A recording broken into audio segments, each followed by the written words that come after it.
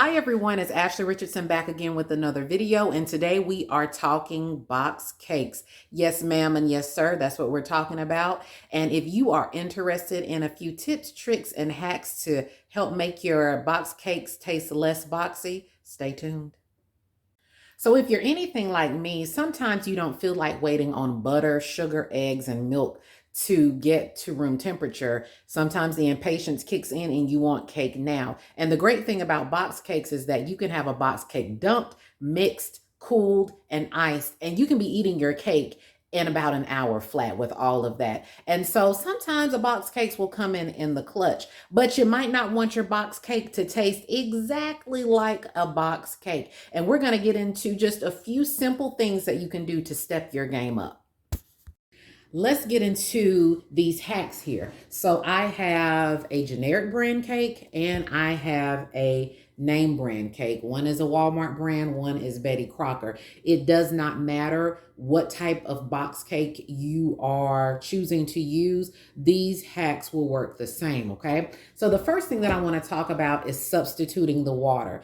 In most box cakes, it's going to call for about a cup or maybe a cup and a fourth of water. The Betty Crocker recipe calls for a cup, and the Walmart brand calls for a cup and a fourth. And one of the easiest things that you can do to kind of amp up that flavor of your box cake is to substitute your water for milk. So if it calls for a cup of water, add a cup of milk.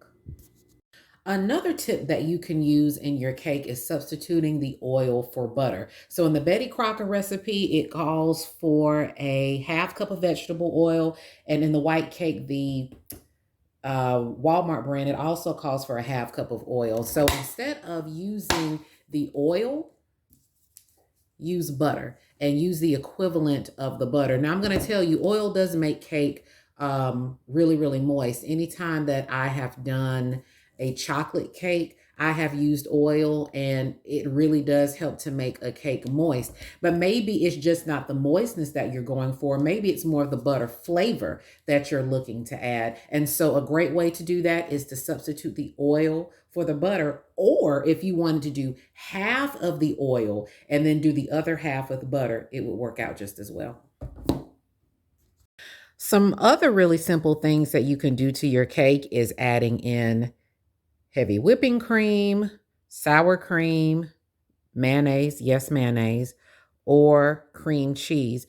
And all of these ingredients definitely add to the moistness of the cake. So you could do your cake as is.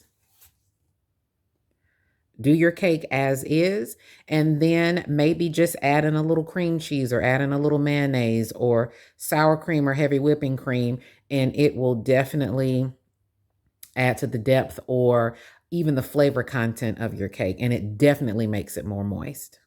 So here's a little bonus content for you. Going back to the mayonnaise hack, if you have not made your grilled cheese with mayonnaise, you are missing out. The next time you do it, take the butter out and do it with mayonnaise instead. Spread the mayonnaise on the outside of the sandwich. And so, you have your cheese on the inside, and then on the outside of your sandwich, you'd spread your mayonnaise and then grill the sandwich mayonnaise side down.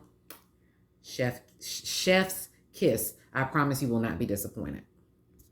So I think another thing that people forget is the extracts. Just because it is a box cake, whatever the flavor may be, that doesn't mean that you can't add some additional flavor in. There are all kinds of extracts that you can add in: rum, coconut, butter, lemon. I even have a pineapple extract. And of course, we cannot forget about vanilla. But there are all kinds of extracts: almond, strawberry. Don't forget about your extracts. And if you don't put any one extract in, make sure you put in vanilla.